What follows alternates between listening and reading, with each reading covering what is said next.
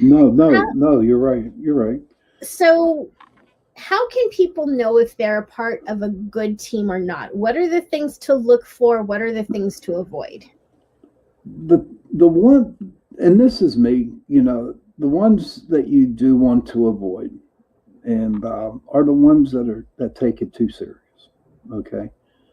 What do you mean by too serious? Like, give an example. Regimental. They got to be here at a certain time, stay in this room, you know what I mean? Everything's regiment, Gotcha. There's no flexibility. No, none at all. This is how it is. Gotcha. Yes. But the good ones are the ones that you have fun, because my group has fun. And I know a ton of groups out there that have fun when they do investigate, It's okay to laugh. It's okay to go to the bathroom whenever you need to go to the bathroom. I should hope so.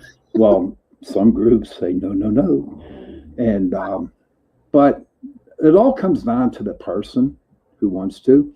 I'm sure there's 3 or 4 different paranormal groups that in their state or their city, whatever, and just take a visit. Say, hey, listen, I'm interested in enjoying.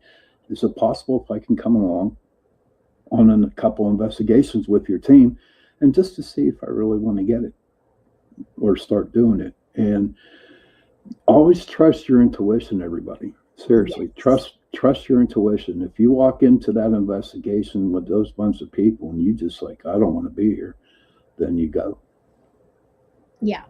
Mm-hmm. I love that you said that. And also I want to add, do not be persuaded when you tell them, I don't think this is the right team for me, and they start practically begging you to stay by telling you, oh, but we've had 20 years together as a team. I was voted best in this area, and because I've seen that happen a lot too, where people will start, throwing their, I want to say, badges of honor to explain why they're better than everyone else. But but like you were saying, if your intuition is saying don't go further, then by God, don't go further. Exactly. Now, my group, I will say I've had the group for 17 years. Okay. I'm real well known on the East Coast. Definitely here in Pennsylvania and Pittsburgh. And I like to keep a low profile type of thing. What I'm trying to say is I'm very humble when I do this. Okay. I also have to remember that it's, I'm just a body. I am what they call like a cocoon or something, to where if I go in to help clear a ghost or whatever, it's not me. Okay. It's spirit up there. He's just working through me. So if you want to be in this business, you seriously need to be humble and never have an ego. Honest to God. Don't have an ego, because if you have an ego, then all of a sudden the other paranormal groups don't want to be around you, first of all, and second of all, you just would not succeed, so right. But no egos. So Candace just said, I have a ton of questions, like a ton, but thank you for answering my question. Well, Candace, I want to remind you that Sean actually has a show on UPRN Network, and your show is in what, 3 hours, 2 hours, 3 hours? 11 p.m. Eastern. 11 p.m. Eastern. Okay. Because I'm on the West Coast, so there's a bit of a time difference. 3 hours. 3 hours. Yeah. So Candace, be sure that you follow Sean Kelly as well, because he can answer those questions. The chat, the YouTube chat for the UPRN Network is available on the YouTube and Facebook page for UPRN. So you can definitely connect with Sean and ask some of those questions. And that goes for everyone listening. So if you happen to be listening in your car right now, if you're driving home, if you're watching us on YouTube or Facebook or wherever you are, you can tune in about 3 hours. You can ask Sean questions and tune into his show Into the Night. She goes on YouTube. Yeah, on YouTube, Candace. Yep. You're welcome, Candace. All right. So tell us a little bit more about how people can find you. Okay. How you can find me is if you go to Facebook, just go on Facebook and look for the Pittsburgh Paranormal Society Facebook page. And you can send me a message with questions or whatever, and that's how you can get in contact with me there. I have no website. I like Facebook. Facebook is kind of like the one size fits all. You can use it for everything. Yes. Thank you, Bonnie. Bonnie says, great job. Thanks. Thank you, Bonnie. Yeah. So before we go, we've got 3 minutes left. I did want to ask you one more question. What is your most memorable, in 3 minutes or less, what is your most memorable experience as a paranormal investigator? Up in Gettysburg, there's a bridge up there, Sachs Covered Bridge. And July 4th, 1863, the Confederate Army crossed that bridge to go back into Virginia because they got beat. I got stabbed in the back by a ghost from Tennessee. Yeah. Wow. Yeah, I saw the mark. You could see the mark on my back, honest to Pete. And that, when you get zapped like that from a ghost, man, all that freaking energy that hangs with you for about 3 or 4 days. It drains you out. But yeah, that was the coolest ever. That happened. So, were you able, in addition to catching evidence on your actual physical body, was there anything else that popped up on cameras or EVPs? Nope. Or no? Wow. Nope. But I know he's there, and I've been going up there for like the last 21 years. Okay, because I love it up there. It's just like my home away from home. And it's just like, I leave him a cigarette and I leave him one match because he likes to smoke cigarettes and a match. And that's how, and it's funny because I go up there and he wants that cigarette, you know what I mean? Yeah. So, and that's how we communicate. Nice. Very cool. All right, guys, that brings us to the end of our show. Sean, thank you so much for joining me. Thank you for having me on, Nicole. Absolutely. See, I knew this was going to be a fun show, and I was right. This was fun. Yes, it was fun. So I'll definitely have to have you back soon. Also, remember to follow Sean on Facebook. Go look for the Pittsburgh Paranormal Society, and be sure that you tune into the UPR network in 2 and 3 hours, because he will be on Chasing Prophecy and, of course, his own show, Into the Night with Sean Kelly. Thank you. Thank you, everybody. Thank you. And see y'all next Tuesday. With Julia and Philip Siracusa, sponsored by Carnation, airing live on the United Public Radio Network on 105.3 FM in New Orleans.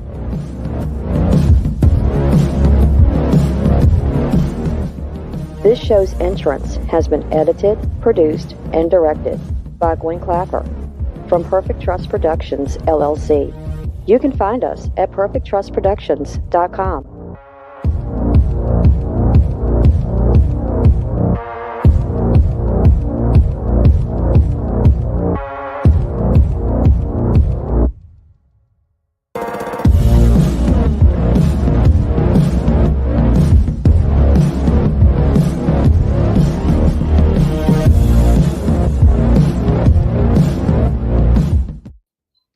Hello, everyone, and welcome to Monday night segment of Horsefly Chronicles Radio with myself, Julia Siracusa, and Phil Siracusa. We are broadcasting live from the International Public Radio and the United Paranormal Radio Network on 105.3 FM from New Orleans. This evening's show is fully sponsored by Carnation, so we want to thank them for their sponsorship. You'll have to do a few things in order to participate. Go on over to the YouTube channel, UFO Paranormal Radio, or International Public Radio. You can also go into all of the Facebook stations, UFO Paranormal Radio Network, UFO Undercover with Joe Montaldo, News on the Flip Side, Twitch, SoundCloud, and Podbeam. And if you have any questions for our guests, please ask. So tonight, guys, we have another amazing guest. And tonight we're going to talk about trauma and how it really affects us. So please let's welcome Michelle Carpenter to the show.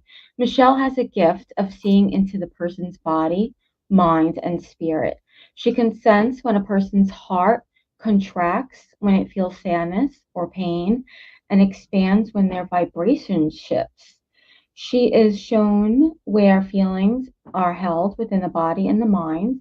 She'll discuss tonight how to release grief and trauma from our bodies and how trauma can affect us, including our past lives, and how that plays a part in releasing trauma. She'll also talk about how she channels angelic beings of light called Council of Eight. So please let's welcome her to the show. Welcome.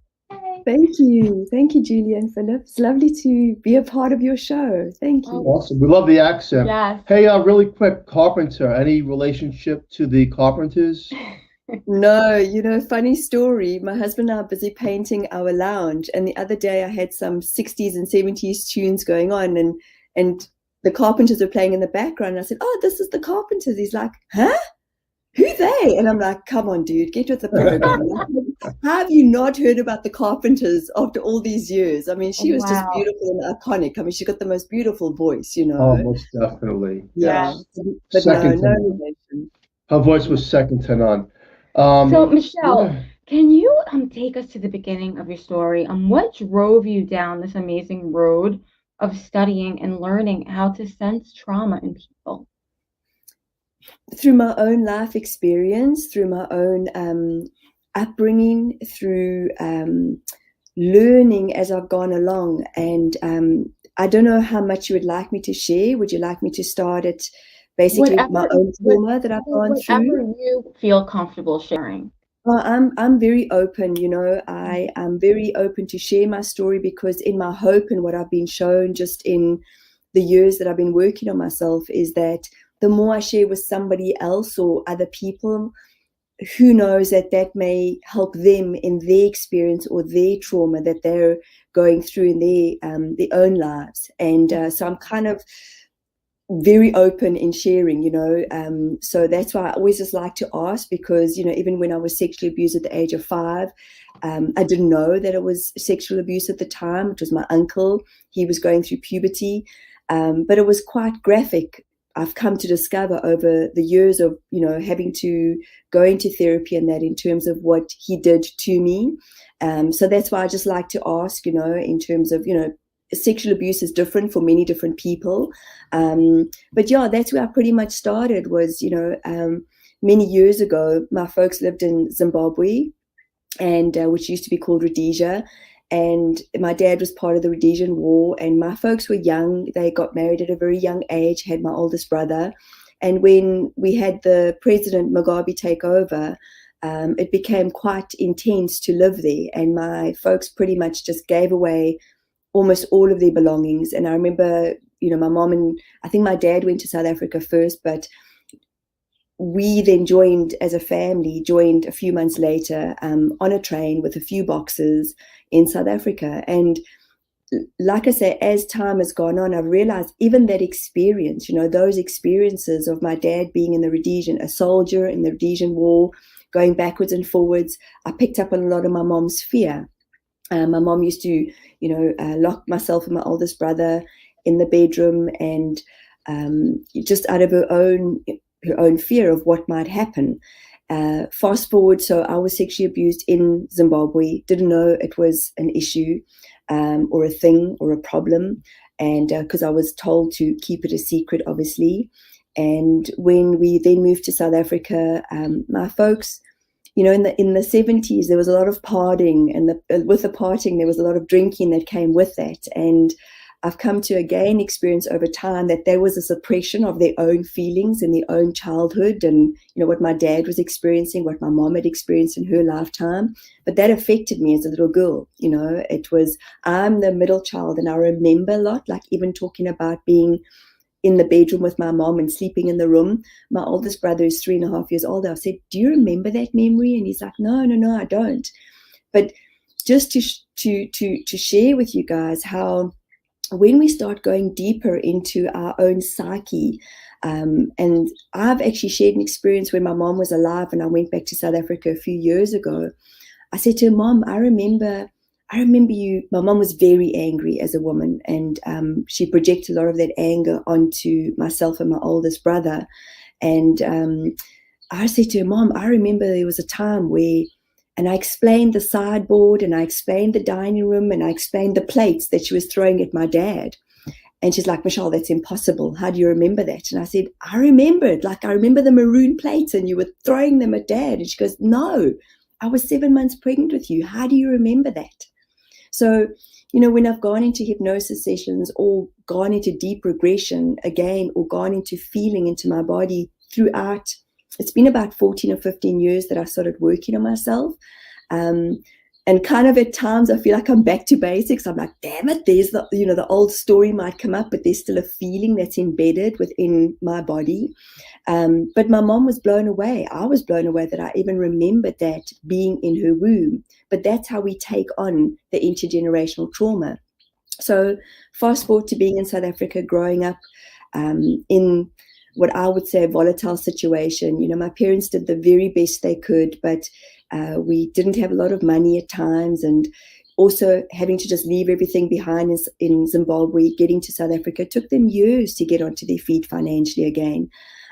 One situation was we moved into a small mining town, and there was a girl at school that called me a poor white, and I stuck with that anger for years and years and years, because we were in a mining home. They were all face bricks, so you knew who was, the parents who were miners. But that memory was traumatic for me, because it was clearly embarrassing that I was known as a poor white by this one specific girl.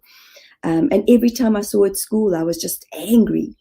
So for me, I just suppressed. I used to have a lot of tonsillitis, a lot of ear infections, a lot of bronchitis. So my body kept flaring up, because I never spoke up, number one, from the sexual abuse. I then had bulimia as a young girl. I was a dancer, and I somehow got it wrong. I always chuckle when I share this story, because I ate too much and I didn't vomit enough because I was putting on weight. My ballet teacher called my mom in and said, something's going on with Michelle, but I never shared things with my mother. We, again, grew up in the 70s and 80s, and we weren't taught to share things, to share experiences. We just got on with life, basically. At the age of 16 and a half, I had a very, very good friend who I'd grown up with since I'd immigrated to South Africa. And she had what was called spina bifida, and she'd had a kidney transplant at the age of, I think it was 15 and a half, 16, and the kidney didn't take, so she died. And that was a very integral part of my journey, which I've come to experience, because she had passed over in hospice in Johannesburg. And I remember sitting a few days before she passed over, and her parents were being counseled. And I remember them coming out of the room with the counselor. I remember looking at the woman thinking, how is that counselor not crying? Like, whoa, this is phenomenal, And fast forward into my journey, when I was 32, 33 years old, I became a part-time hospice caregiver, and I learned so much from that experience. But I was being guided. Now that I know that I'm, in this learning of my soul's journey, when I was 16 and a half, that was part of what I needed to learn in order to, fast forward a few years later, 20 odd years later, to becoming a part-time hospice caregiver. But again, I just suppressed that, I remember going to school the day she died. It was just crazy. I got the phone call from her mom and dad, and my mom said, are you okay? And I'm like, yep. And just in a state of complete numbness. And I think that that's how I lived most of my life, in the state of numbness, even though my body kept showing me through, the different illnesses, but also bladder infections, kidney infections. And what I forgot to mention was my dad, bless his cotton socks, but he had a few affairs when he was younger.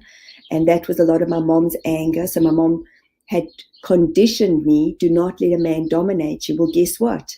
That's all I ever did, was let men dominate me and control me, because I just wanted to be loved. And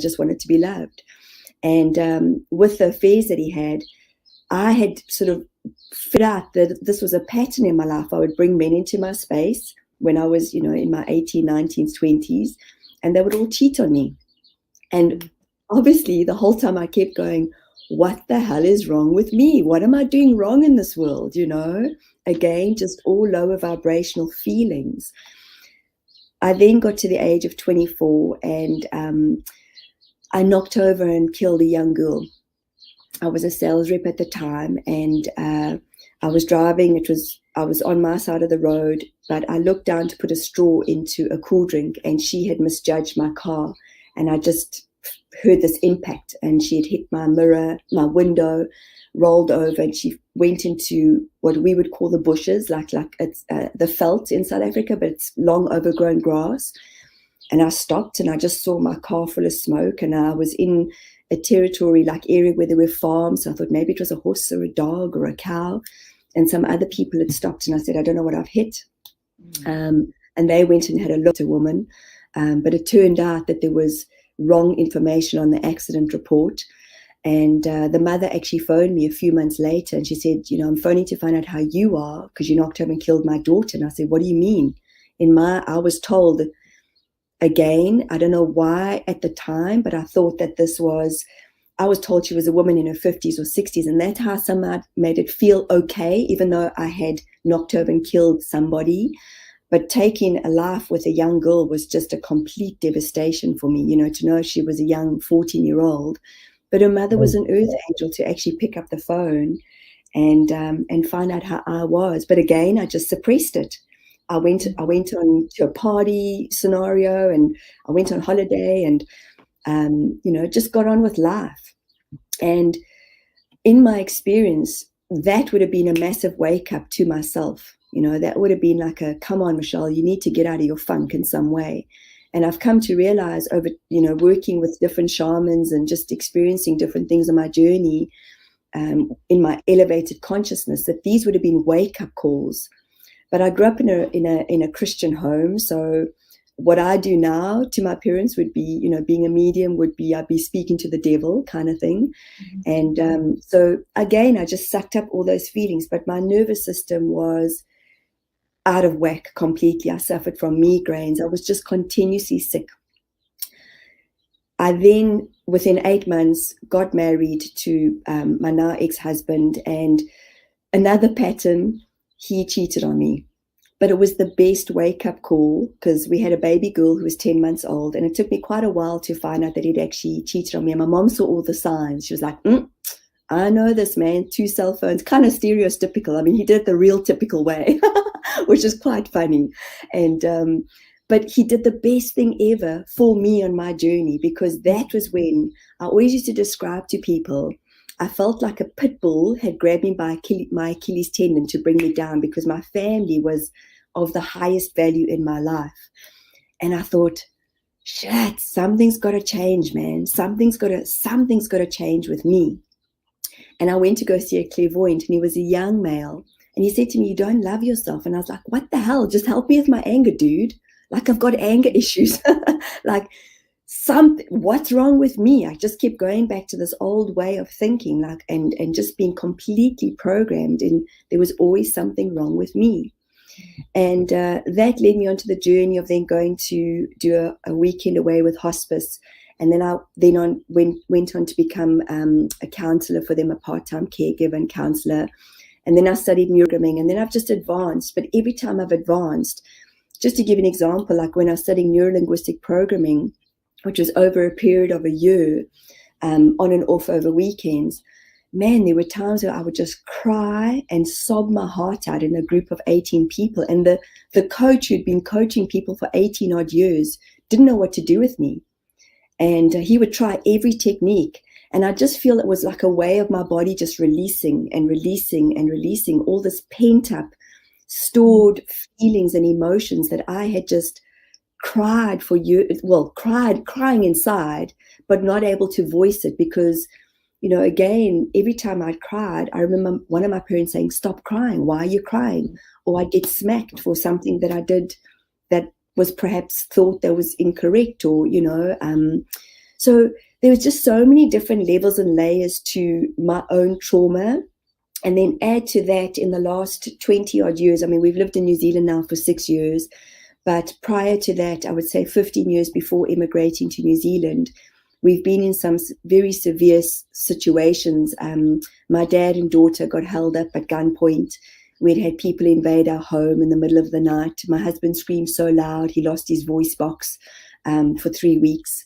that PTSD is still running through our systems at times.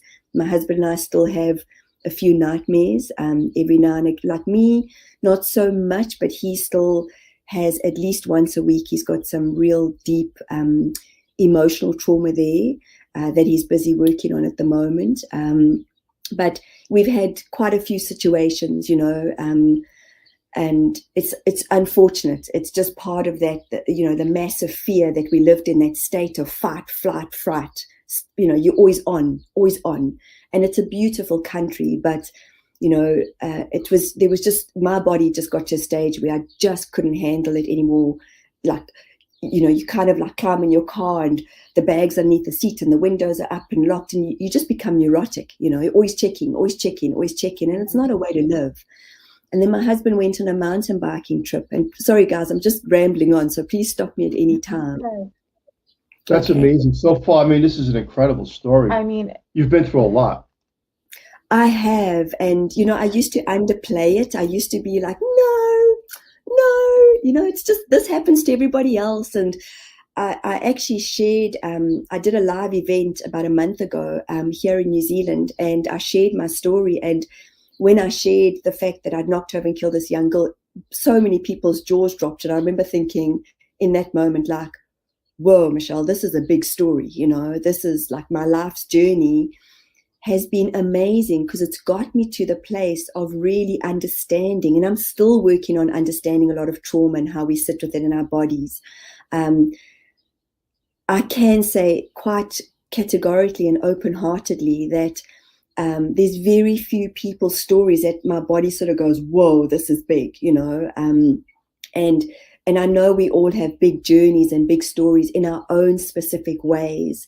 But I for a long time, I lived in my victimhood. Why? Why did this happen to me? Why do men leave me? Why did this happen? Why was I sexually abused? Well, when I started counseling, the universe gave me exactly what I needed to help me to heal, which was young women who were sexually abused. And I still realized how much anger I carried towards my uncle, because he was very much a part of our lives. And I shared this with my parents only at the age of 33. I'd really stored it for such a long time, and he was just such a part of our lives. And I just, have you heard that expression, when somebody just has a vibe? Well, I was that person at every gathering. I just had this vibe. I was just on. I just had this hatred inside of me, and that wasn't serving me in any way. And so as I've learned throughout the years to work on myself, I've started experiencing how our bodies store the old deep-seated feelings of anger, resentment, which is just me drinking the poison. I wanted to be a better person.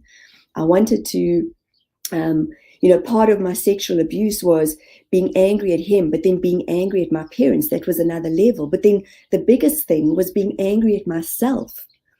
And, at the age of 5, I was so super critical. Like, I should have known better. And I was 5. And only when my daughter turned 5 did I sort of look, and it brought up a whole set of anger again, when I realized I was so little when it actually happened. And my parents weren't as empathetic as what I'd hoped for them to be at the time. I was coming from my own place of perspective of, if anybody had done that to my children, I would have annihilated them. In all honesty, I would have taken them out, man. I would have been that respectfully. But that's my thought process. I'm like, what could I do, man? Like, I'm just like, oh, I'm on. But obviously within limits, I mean, I don't want to go to prison because of something that happened to my kids. But that's the anger that I went, it was so deep-seated. I want to ask you this question really quick. Sure. Do you think, from your knowledge and wisdom and everything you've been through to this point in your life, that everything was supposed to play out the way it did? And I ask that because, I interview a lot of people, and it's as if each one of us has our own story, our own puzzle. And even though there's a lot of obstacles and things that we don't like, and we say, well, why would I want that to happen? As if you pre-planned, we wrote out things that we want to experience. And I know some things we don't want to say that we would want to experience, but in the paranormal, the supernatural, and the psyche of a person, I've interviewed so many people from around the world, and it comes to a correlation of we formatted this in such a way that at the end of our journeys, we see the whole puzzle that's complete, and we understand more of who we really are, not the flesh of who we are. Sure. So, in short, yes. You know, when I was in my victimhood, I 100% didn't understand it. I kept asking the big question, why is this happening to me? Why am I failing at relationships? Why am I, a loser? Why didn't I feel loved by my parents? The why is just such a big question. And sometimes we don't know why. Why do children come in with the disabilities they do? Why do parents experience such loss? Why did I have that soul contract? It's part of my evolution. It's part of my growth. And the more I become expansive in my knowing, the more I realize that there isn't even a why. It just is. Just is. It just is. And it's made me really, really good at what I do. And like I say, for me, there's been times where I know that I'm on my own. For me, I'm always on my own healing journey, and I'm learning. I had a situation over the weekend where I projected onto my daughter, and it just brought up such old shame for me. And I'm very much about keeping it real as the therapist that I am, because I'm freaking human and I'm still learning, and so it's wonderful. I'm really good at the bridge between the human and the spiritual, because I go into my humanness, but I also know that there's more out there in the spiritual vastness of who we are within our light. And that's what I've had to learn over time, is that because I used to sit in my emotions and really just be like life's so freaking awful, and why is this happening to me? And, even if you notice my body, this is how I used to be. And then I'd blame my parents. Part of that change and part of the healing in my sexual abuse was then being angry at my mother and my father because they didn't nourish me or nurture me in the way that I'd hoped that they would have. But I'm coming from my place of perspective as the mother that I am. And I've kind of been OTT with my kids because of the way that my parents were with me. Whereas now my kids are learning and teaching me, like, Mom, just stop kissing me, And I'm like, okay, I'm a bit smothering at times, but I've taught them, find your voice, tell me what you like and what you don't like. The parts that you like about me, take on. What you don't like about me, change. So that's, again, it's kind of like we're here, and then I'm here, and when I'm out here and I'm channeling, whoa, that's an amazing place to be. At the same time, I've chosen this journey of being Michelle. And, I can say that you have an amazing energy, the way you speak, your tonality, you're very fluent and you're high energetic, which is awesome. And you got an upper vibration that's really incredible. And it kind of reminds me of your story. Again, there's a lot of turning points to your life. I mean, you've been through a lot. And then I was just reading an article that this young girl, she remembered her past life, and she died in a plane crash in the 1930s. And she says, I know who I was, and she gave the name of who she was and everything. And she says, because I planned it that way. Mm-hmm. And they said, what do you mean you planned it that way? She goes, well, I planned my past life that way. I wanted to experience that.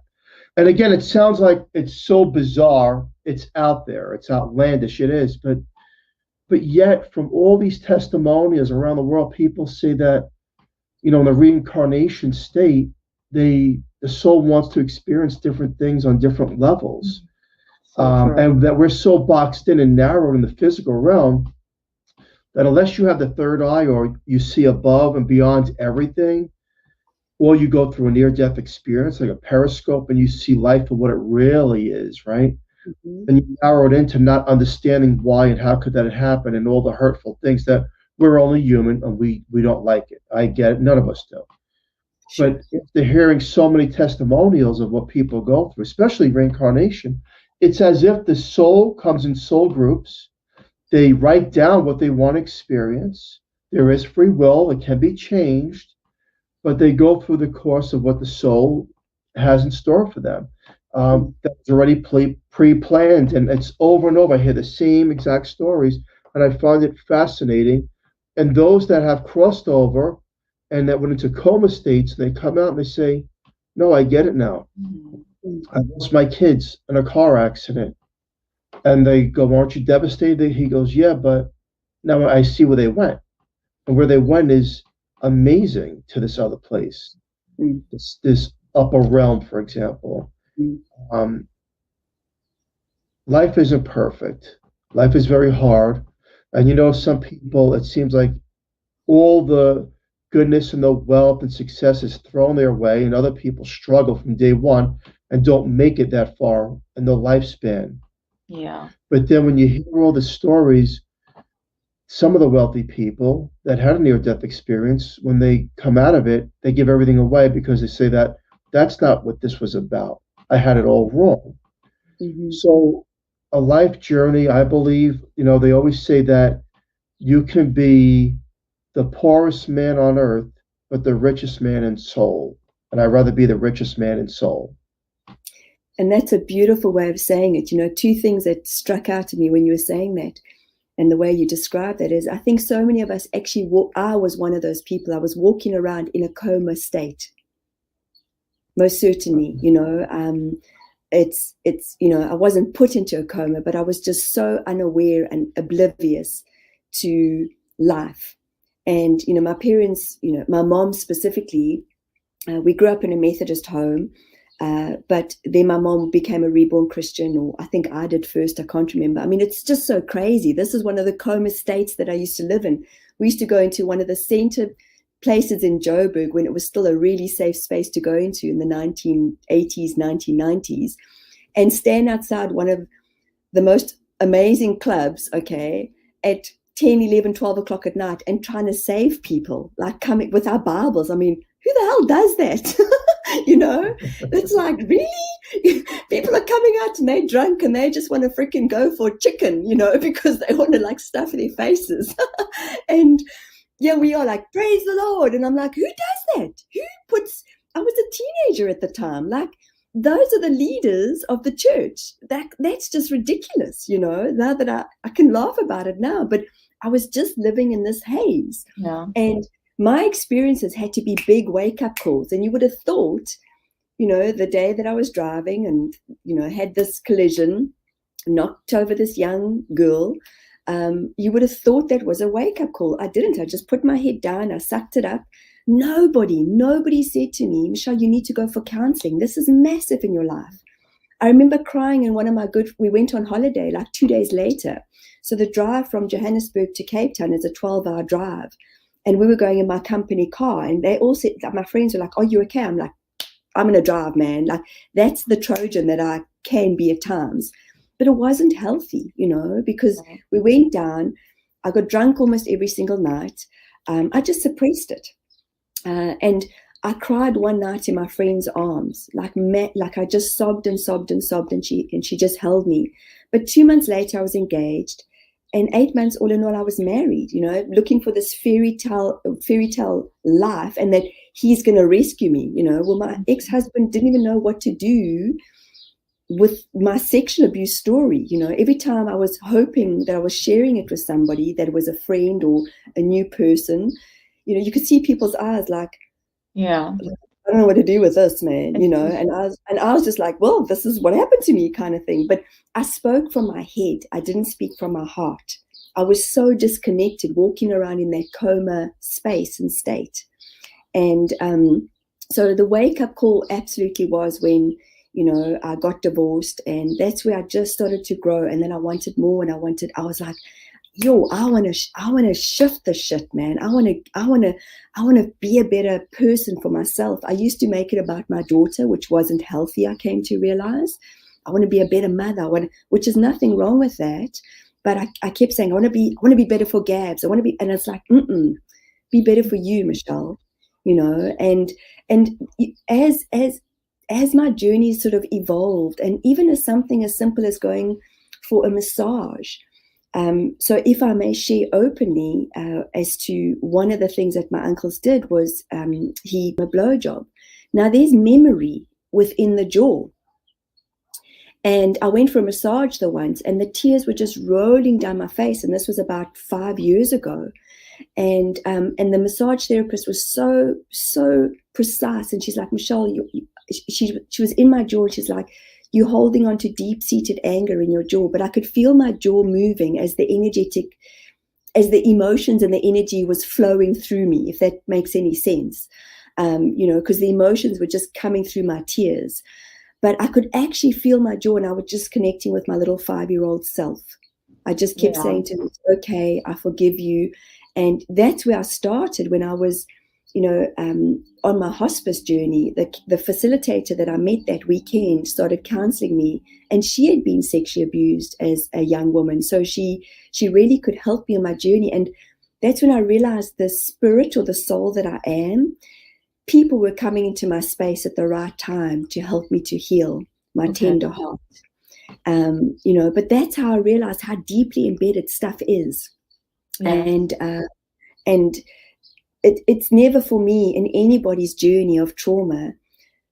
Not one modality is the right way or the wrong way. People want to excel there. Like for me, I was trying to do everything all at once. And then eventually I just went, okay, Michelle, you just keep putting yourself into fight or flight. So just back off, take time to process, like after a hypnosis session. PTSD.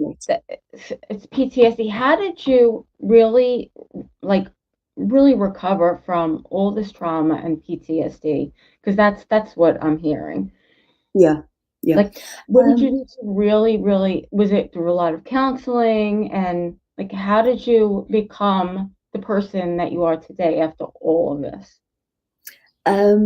I'm still becoming the person that I like, okay? I just want to be clear with that. But it's been through a lot of different trainings, a lot of different therapies. So I started with counseling. Talk therapy was a lot of that. And a lot of my releasing, I call them golden tears, because I allowed my vulnerability. I started to allow my light to be seen. And then I studied NLP, neuro-linguistic programming. Again, as I shared with you, a lot of crying, through that, and a lot of inner child work. I then went and studied to become a hatha yoga teacher. I then went on a channeling course. I've done integrative quantum medicine. That's where I started learning about the past lives and, where I've been and who I've been involved with in past lives and who my soul groups have been. And I continuously do hypnosis, I do regression, and I do a lot of energy exchanges with people that I feel into, and I feel that I ask my guides, is this something that'll be good for my healing?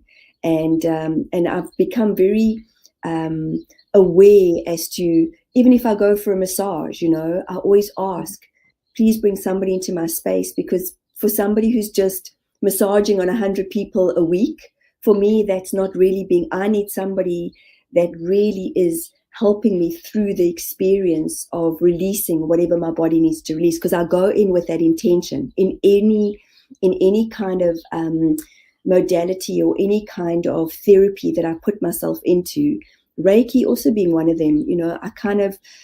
I have to sort of say to somebody who might say to me, Michelle, is it okay if, I'm training for my Reiki, would you be okay if I work on you? And I'll say to them, please be aware, I just allow. If I need to scream, if I need to roar, if I need to cry, because there might be something that comes up in the ethers that's my mom's stuff or my grandmother's stuff or my dad's stuff, their trauma that they've held on to. I just get shown when I'm in the field. And then my way of expression is through just allowing my tears. And then I quiver. I also did, I'm trying to think of the modality right now. There's a gentleman in the States that developed it for Vietnam vets, where, if you watch a lion get away from a buck quivers and they regulate their nervous systems. We're not taught that. As little people, we hold, we store. And trauma release, TRE, That's right. And this gentleman developed it for Vietnam vets, and it really helped my body a lot. You know, if I go into any kind of movement or dancing and then I lie still, I really listen to my body. Sometimes I sit, like even talking about my story, even though I've spoken about it a few times on different podcasts, I can still feel like, oh, I've got to work on that, you know, or I can feel into my heart. I'm like, oh, there's a memory there, there's emotion, there's a feeling. I don't judge it. I used to be so self-critical at times, like, damn it, how come I didn't get that right? Or Michelle, you didn't get. And I'm just stop, you know. What do you do when you come across someone who has been through this type of trauma? Like, how do you help other people? So I work in the now. I work very presently with somebody, and I will always say to them that I basically, because I'm in your field, I energetically feel in my body what my client is sitting opposite me with.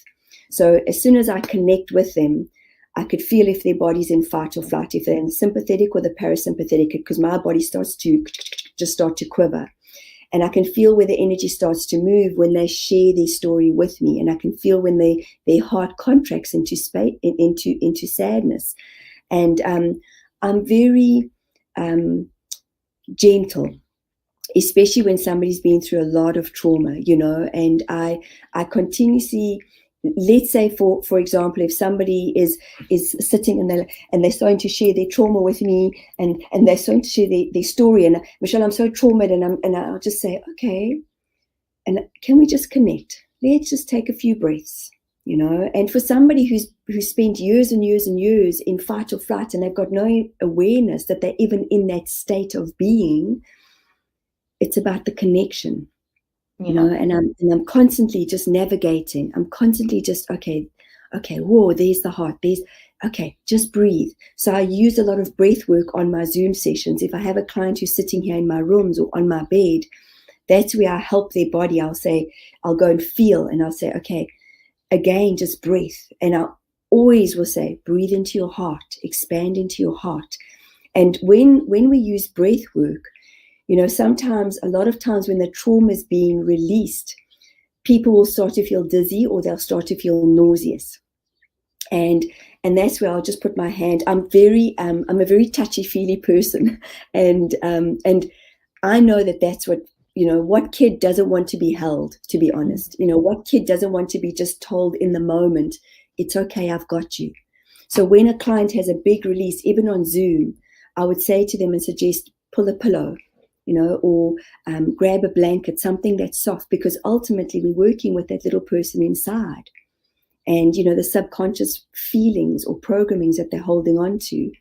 And but breath work, and I use music, and then I get guided, take them back to when they're 3, and then I'm shown a visual of when they were 2 or 3 years old. I had a client yesterday as an example that I kept being shown she was talking and talking and talking, and there's something going on in the dynamics of her marriage. And I kept being shown, I've got to take her back to when she was in the womb.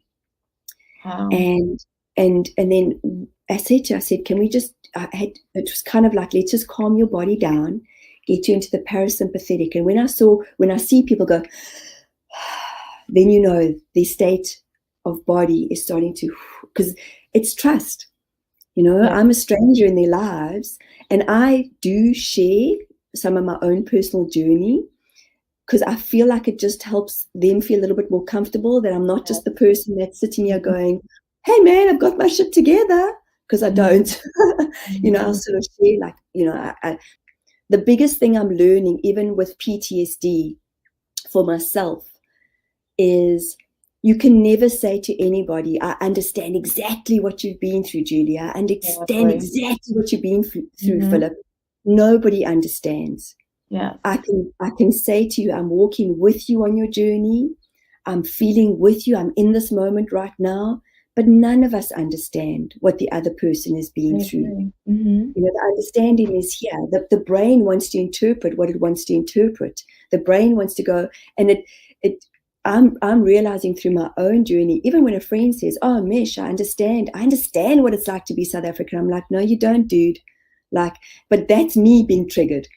So Yeah. that's when I go, oh, I'm being triggered. I need to work on this, because it's my trigger, it's my feeling.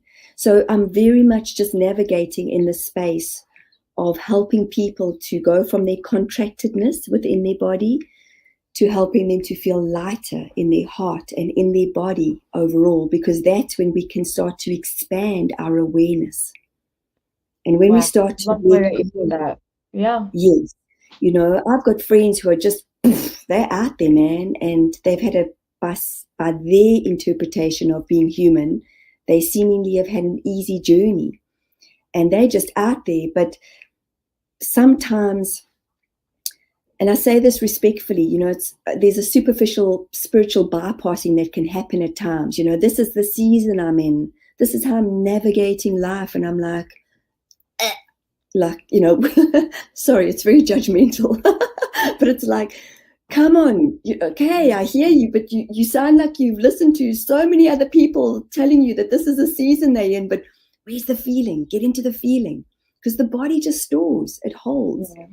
And You have sorry, to, you have to let yourself feel, because if you don't, it's just going to get worse and worse and worse. That's my experience, is that I didn't know how to feel. And I brought in one heck of a teacher with this mentor and facilitator when I started my journey 15 years ago, because she had a big life journey herself. And she got me to feel all kinds of different emotions. Then eventually got me into a place of acceptance, not only in my own journey, but in my soul's journey. My true knowingness is to learn forgiveness in this lifetime and to learn more about loving myself and loving others. That for me is what I keep going back to: forgiveness, letting go of the shame, of the experience of sometimes what comes out of my mouth, because my defense mechanism is my mouth. I was incredibly sarcastic as a teenager, incredibly angry as a teenager, because of this wound that I stored. And a lot of my self-sabotaging, I was sexually abused, and then not even, I don't know the timelines, but my big right toe got caught in a bicycle chain when I was 5.5, 6 years old. And I'd had a piece of skin that they said I was young enough to attach it. And thank goodness, because being the dancer that I became over years, grateful that I have 5 toes, on both, 10 toes on all my feet. But I realized that was a self-sabotaging pattern, because I got attention from my parents being in hospital. So every time I got sick, I got my mother's attention. Right. Do you see how these noticings sort of happen? Mm-hmm. Even with my husband, my second husband, as soon as I'd lose my shit like a banshee, he'd be there. He'd be like, oh, what do you need? How can I support you? And then no, I don't want to be this person anymore. So do you see how there's so much in our journey, and the growth of the trauma spaces that we can be in, which is feelings. Feelings are rejection, anger, irritation, frustration, apathy, and as we start to let these go, we start to feel more joy, more bliss. And that's when the synchronicities happen, when our vibration and our frequency changes. So that's how I notice when I'm working with a client. They'll join me in a very low vibrational space, because I'm feeling into their humanness, but I'm also feeling into the density of their vibration. And as we go through this, afterwards, I can almost feel like a tingling, and they'll go, yes, my gosh, I feel so much lighter. Mm-hmm. And that's what we can ask for, is that in every session that we feel a little bit lighter. Yeah. What does that mean, feel lighter? Does that mean the skeletons and darkness are taken off for that person? That's a great question. Yes and no. It depends what the skeletons look like. It depends what the darkness looks like to an individual. I had negative entities attached to me last week, and I kept thinking, I was painting our lounge, And I was having such bad thoughts, man. And I felt I couldn't wake up that morning. And the next morning again, I'm not the easiest to get out of bed, but I was like, yo, man, I just feel so heavy. And then I took my dog for a walk, and I went and I did some cold therapy, some cold plunging in our local river. And then I asked for the guidance, what's going on with me? And I got very really, I had 3 negative entities, and I asked for a portal to be opened and Archangel Michael to come down. So I think we can bring it in, not even knowingly, because it just depends where you're at in your life. It depends on what you want to work on. It depends on your noticing, your awarenesses. Because again, for me, I can be out there in the field, but I don't want to be an arsehole as a human being. I want to be a nice person. I want to be a kind person. I want to be a compassionate person. I can channel at any one time and say, yeah, this is awesome. I'm in the gamma state. I'm out there in the field. Man, look what I'm seeing. I kind of like being on mushrooms, phenomenal. Yeah. At the same time, I'm still working on being an awesome human being to me and to everybody else. So does that answer your question, Philip? Yeah, because I hear that a lot, where people say that after either an exorcism, a deliverance, or a blessing over them, when they've had a lot of trauma and negative feelings and bad thoughts of evilness, that they feel lighter. And I always ask, what does it mean to feel lighter? And they're talking about releasing the past.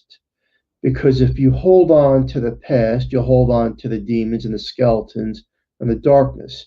If you release it and let it go out into the universe and you push it out, you become lighter and you become more vibrant and a higher energy. So I find that very interesting. And, for the listener out there, who doesn't go through dark times? There's a saying, it's crazy, that when everything in your life is going the right way, you run the devil's path. And you may say, well, what does that even mean? And then when you have obstacles in life, the devil is having a hard time getting into your life because you're making it over the obstacles. I think it's fascinating. I think that your life journey so far up to this day, and it sounds like you can help a lot of people, and you have, right? Yes. I have. I've been very, very blessed to work internationally over Zoom, and I'm incredibly blessed. I've worked with thousands of people over time. Sometimes the experience that I have with somebody is so big. I used to take it quite personally, like how come people hadn't booked in, and 3 months or 6 months later, people would come back and say, Michelle, the information that you shared, the experience that I had was so big, it took me a while to process it. And I've taken that, I think, as a compliment. But just to also answer your question, when you were talking about that, Philip, pain in the physical body could be the skeletons that we hold on to. Sure. And I've noticed one of my biggest compliments is when somebody has this big, massive release of allowing themselves to just cry, to absolutely wail, and because sometimes we just store it and it's the heart is going, just let me break free, in that moment. And even I've got this big pillow, and I'll say to somebody, you've got to scream, man. There's a that's inside of you. And out of not helping them have embarrassment, even if I'm on Zoom, I'll say, if you feel safe, like, I'll help them. Let's get it out your body. Or big breath in, feel, hold, think of the person that you can't stand or you're angry with, and then just release it, and with kids, I use the Katy Perry song Raw. So there's different ways of expressing and getting it out. And sometimes that pain in the body can instantaneously, in those moments, just release, because it's been holding in this vibrational space. And just by letting out a big roar or a big cry, a massive cry, afterwards people go, wow. So even that's the feeling of feeling lighter, where they go, wow, it's just a sensation, actually, now that I think about it. Well, Michelle, we are coming to the end of the show, and we want to really thank you for... Oh, yeah, this has been an awesome show, very knowledgeable. Hey, tell people where they can find you and all that good stuff. Thank you so much for having me. And it amazes me how quick time goes on, you know. And I sometimes go, Well, oh my we gosh, definitely want to do a part two. We need to do a part two with you. Yes. Thank you. So they can find me. I've got a YouTube channel called Michelle. Sorry, my kitten's just walked in. Michelle Carpenter Medium. I do channelings on there with the Council of Eight, and I have a free gathering coming up at the last Monday of every month, where we come together and bring open-hearted people together. And I'm on Instagram and I'm on Facebook as well, Michelle Carpenter Medium. And I'm just so grateful. Thank you for having me, guys. Thank And you so much. for everything that you're doing to help everyone else. Thank you. Most definitely. To the listener, please share this show. There's a lot of knowledge. If you really listen to the show thoroughly, and we all have that darkness, and it's a way to let it go. Yes. Julie, wrap it up. All right. Well, special thank you to Michelle, of course, and special thank you to Carnation for sponsoring the show. And join us next week on 105.3 FM from New Orleans. And stay tuned for Trish Mo with the Missing Piece. Thank you, everyone. Have a safe, great night, and we'll catch you Thank soon. you. Thank you, everybody. Good night. Thank you. Thanks so much, guys. Bye. Thank you. Good night. For 40 years, I've walked the line between worlds and am well versed in death. But I want to have faith in humans. Give me something to believe in. Earth below me, sky above me, fire within me.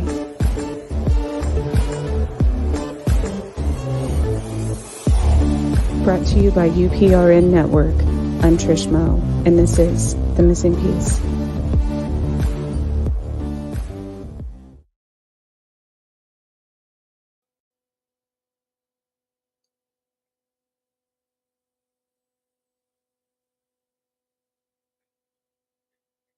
Good evening, everyone. I don't know if you can see me. Okay, Ray, I can't see myself. So one moment. Let me change my. There we go. Maybe. No, you still can't see me, but you can hear me. There we go. Good evening, everyone. I'm your host, Trish, and this is The Missing Piece. It is Monday, October 17th. And it is absolutely freezing in Kansas today for the first time. I think it's going to be that way everywhere. So that's not. I do love the fall, though. I love all the months, actually. I love the winter months because I don't like the heat that much. So I came from the north, and redheads can't get overheated. We just get mean, I think. So tonight I do want to talk about, well, first of all, I want to thank Carnation for sponsoring the show. And I've been doing this for a year now.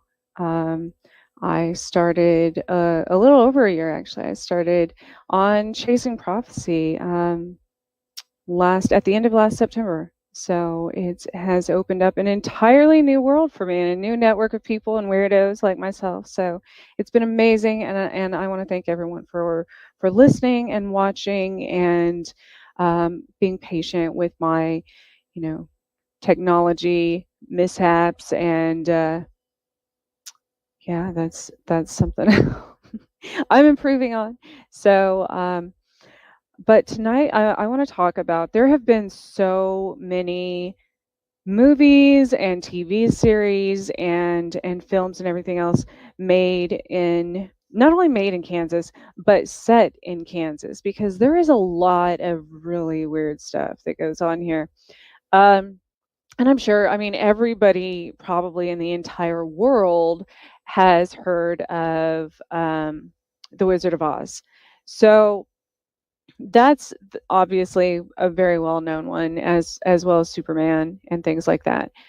But there are some lesser-known horror movies, and most of them, ironically, which is really scary actually, are based on true stories.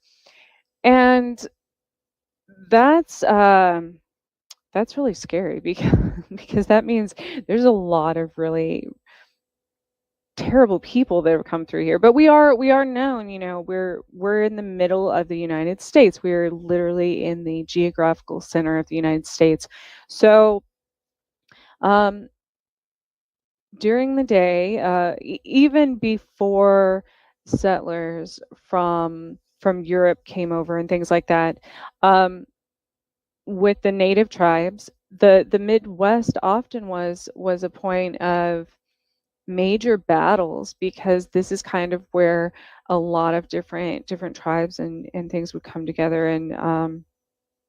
and it was there was a lot of territorial battles here. So there's that, along with it being kind of the midpoint to the west when settlers would start heading this way, like the Oregon Trail, um, Lewis and Clark's expeditions, things like that. Kansas would be kind of a midway point, and most of the time, people couldn't make it through the winter past Kansas because to our immediate west, we have Colorado, and once you get to Colorado, you have the Rockies. So it was probably nearly impossible to cross the Rockies or anywhere north of that, even because Wisconsin, Wyoming, all of those northern states get absolutely horrible winters, as far as the snow drifts and things like that would have been near impossible in something like a wagon. So that's probably why a lot of things happen here, because they had no other choice. They literally pull off the road and stop here, basically. Which reminds me of a story of my own journey coming west, I guess. When I came here, I think it was I'll say when I came back here. It wasn't the first time I came here. I came back here from Buffalo, and this was probably 2000. Gosh, it was probably 2009, maybe. No, would have been 2008. 2008. So it would have been the fall of 2008. Um, so, man, 14 years ago, right? I think that's 14 years ago. And I started heading west, and the weather was actually pretty nice in Buffalo. It was exactly November, the beginning of November, and the weather was nice when I left Buffalo. I headed into a blizzard. I'm talking straight up, couldn't see before I got out of the state blizzard. To the immediate west, through Ohio. They started shutting down the highways, and I had to stay at a hotel there. And then I got back on the road and I started heading this way again. And all of a sudden, there were warnings on the radio that there were tornado warnings. And that was literally the next day. So the road closed again. The highways, everything closed down because there was a tornado coming. And here I am going. I was probably around Illinois at that point.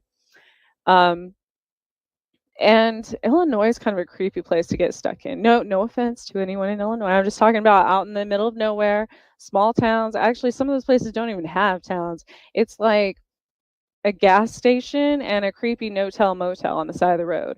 Those are the kinds of places that I was getting stuck at when the highway was closing, of course. So here I am going through Illinois after there's like blizzard warnings. I even went through some flood in the other part of Ohio. And then here I am the next day in the middle of a tornado warning, and the highway, everything's shutting down again due to the storms, floods, everything. And I have to pull off the highway at, I don't recall if the place had a name. I remember that. And this being, this was November, first week of November, but they still had their jack-o'-lantern out on the front of the hotel, which I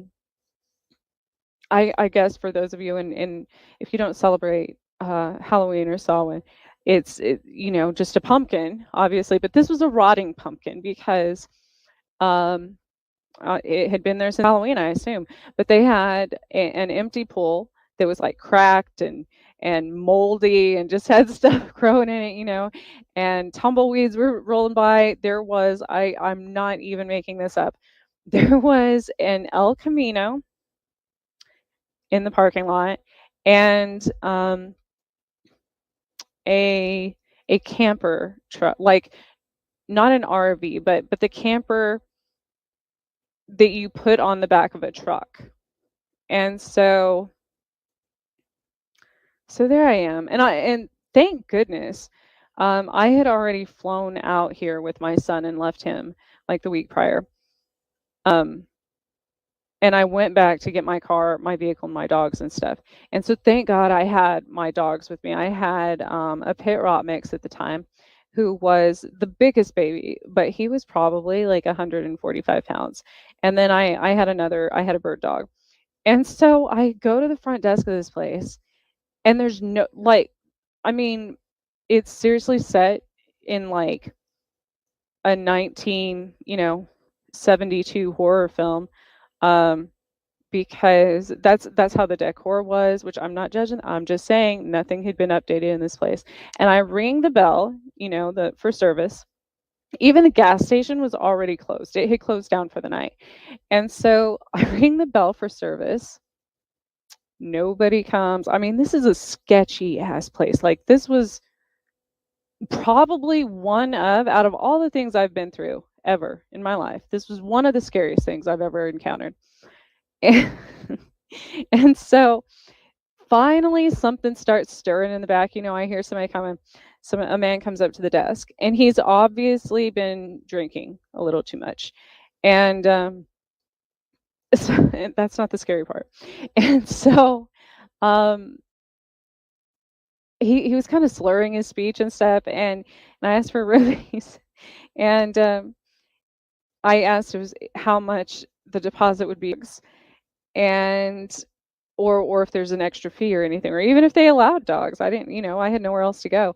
And so he said the dogs are fine. He's like, no problem. But so he goes to reach for a key, and there were only like 3 hanging on the wall, for that matter. He goes to reach for a key and stops, like he hesitates, turns around and looks at me, and kind of gives this funny, like chuckle.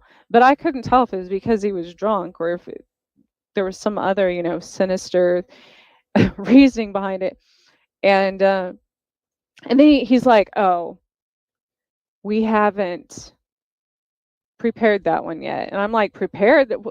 What do you mean by, like, you're out in the middle of nowhere? What does that mean to prepare a motel room?" I guess this was the kind that you walk in, your door is to the outside. So I guess it would be a motel, not a hotel.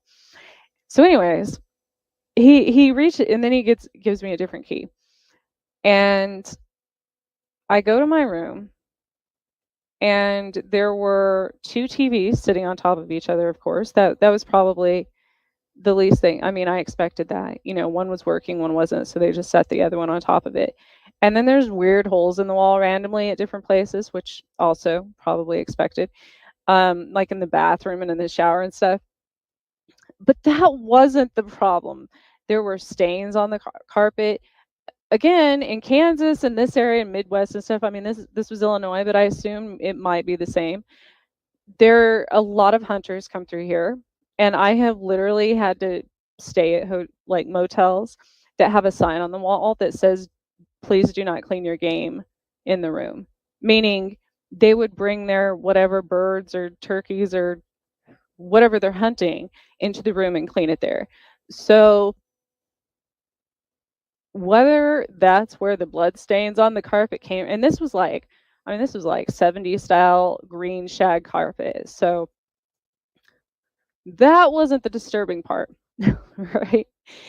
So again, there's nobody else in the parking lot besides the El Camino and the weird camper parked at the end of the lot. The rest of the buildings look completely empty, no lights on, nothing any other town for that matter, for probably like 30 miles. And so here I am I wasn't gonna touch the sheets for that matter. I mean, this still had one of those vibrating beds that you like put the coins in and shit. I'm not no. So my dogs are just standing guard at the door, right? Because they already like they don't even want to they're very they were pacing. That's how bad that's how bad it was. And so oh, I forgot when I was at the front desk, I had asked the gentleman there if the gas station or if there was another gas station or anywhere nearby. And he said, "No. Why? Do you need gas?" And I'm like, "No, I have plenty. Thank you." I was just wanting to get a drink and, something to eat. He's like, "Oh, I have alcohol." I'm like, "No, no, no, no. No, thank you. No, thank you. I just need, maybe some potable water perhaps or something." But anyway, so he said everything was closed and that's, back in my room. And so there wasn't a lock on the door. I mean, there was a lock from Buffalo. Oh, thank you. I don't know who you are because it says Facebook user. You have to click allow, I think, in StreamYard. I don't know how but anyway, so there I am, and there's a literally like a somebody scared the holy hell out of me. I tell you, my dogs went. They didn't even bark though. They're like, "Oh, we're gonna die. This is a horror movie," and so I go to the door. I go to the door, and this was one of those moments where I'm like, I don't have anywhere to go. So where would I go? Where would I go? Oh, hey, Jessica, thank you. Um, so I open the door, and there's the man from the front desk, and he holds up a six-pack of beer, and he said, "Here, I brought you some drink." I'm like, uh, eh, well, you didn't have to do that. And second, I'm like, where'd you get it? He's like, oh, no, no, no problem. I have a whole closet. He said closet full, room full, something of stuff that people leave. And I'm like, all right, thanks. I shut the door. I wasn't gonna be rude and I wasn't gonna drink it. I mean, this stuff, it was like dusty and it had expired like 5 years ago, prior. So it I'm sure people did leave. They probably left everything they brought behind because this place was scary as hell. So the entire night, I swear, there were like, and this wasn't, I'm not afraid of the unliving, the unalive. Um, bec- but this was like the living were doing these things. And when I say like a horror movie, I'm saying like I would see eyes and not just one pair, like multiple pairs through holes in the wall. And and again, granted, this was 2008. So we didn't have like the high-tech smartphones. We didn't have no, I don't think any of that came out, for a few years after. So I don't even know if I got service there. I mean, yeah, there was the little phone on the desk or whatever, but it wasn't, I wasn't going to rely on that. Somebody could cut the line. I've seen those movies too. But there were just like, there were eyes literally in my walls. And what's creepy when I say that right now, um, oh, there's a person. When I say that they're like right as I'm saying that, one of the first movies I was going to bring up has it like popped up on my screen on the other side. Um, that's the cover of the movie, our eyes. And so needless to say, it was the worst night of my life. My dogs, they were growling every 5 seconds. There were knocks on the walls. There were I kept hearing like it was like a whimpering sound, and it wasn't an animal. It sounded maybe like a woman or a little girl, scared to death. And I was by my, I didn't have anyone anyone to call. We're in the middle of a storm, and I'm in the middle of nowhere in a place that I don't know. I don't know my directions there. I didn't have GPS, nothing. Like, um, and there was a clown. There was a clown on the sign. So I always think about the creepy clown hotels. And what reminded me of that was I changed, my banner. I dressed as a clown last year, so that kind of started this whole. That also sparks another story in the future that I'm going to get into about the clown demon.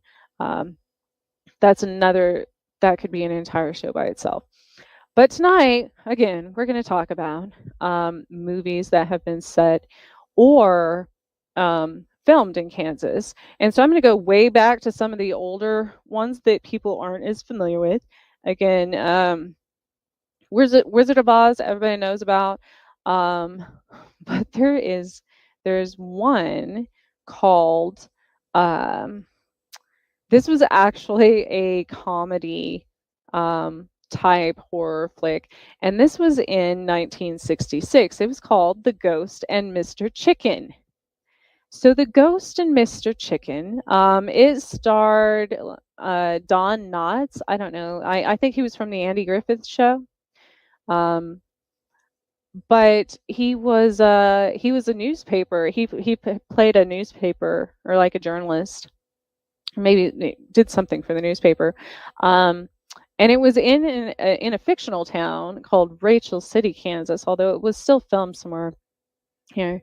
And he lived at like a boarding house. He was aspiring to be a reporter for the paper, and nobody took him seriously. Everybody mocked him, and he reported on a murder near a supposed haunted mansion called the Simmons Mansion, and that proved to be nothing more. It ended up being like a domestic violence situation where the guy knocked his wife out when he was drunk. And so all the other reporters ridicule him over his mistake, and he actually there was a murder suicide that happened at the mansion, and so the legend was that there was this there was a guy killed by his wife with a bladed instrument before he jumped off the building and killed himself, and from the organ loft. So this was back in the day when they had the big top of in theaters and stuff on the top level in the loft. And so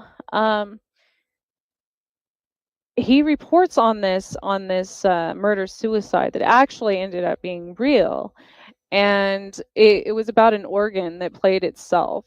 And so he ran down, like after this organ started playing music, there were scenes of pruning shears stabbed in a painting of the woman that supposedly made this man, leap to his death. And so with blood gushing from her neck. Well, that became an entire controversial thing in Kansas because that was in the original movie poster.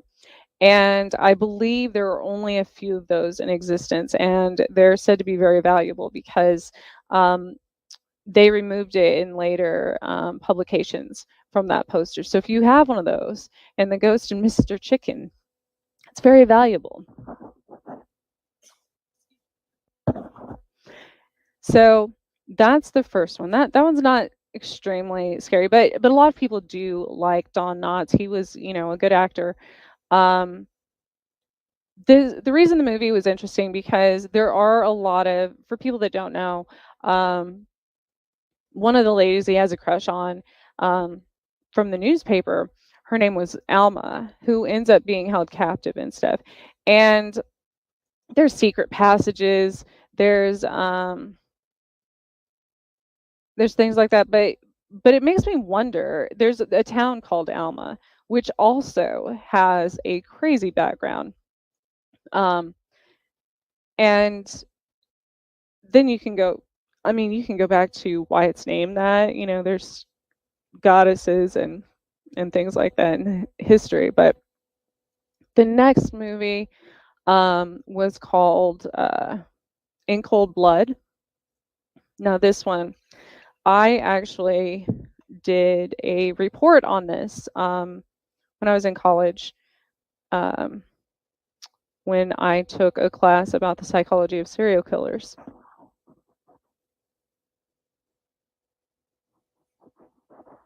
I'm sorry, I had to get a drink. So, this one was 1967. It was a crime film, true crime, based on a true story, produced and directed by Richard Brooks. Sorry. And it was based on Truman Capote's nonfiction book with the same name, In Cold Blood, and that's the book that I was talking about that has the eyes. You know, he has his eyes on the front of the book. So, it was shot on location where Smith and Hickok's crimes occurred, at the Clutter home. They robbed and murdered 4 members of the family. This film was nominated for many awards, Academy Awards and such. But there were 2 ex-convicts, Perry Smith and Dick Hickok. They met in rural Kansas in 1959. The Clutter family, so I forgot about this, that I did a report on this until I started studying this in the last few weeks.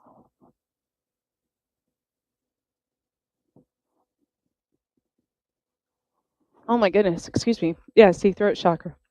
That's crazy. I drive by a place called Clutter something Associates.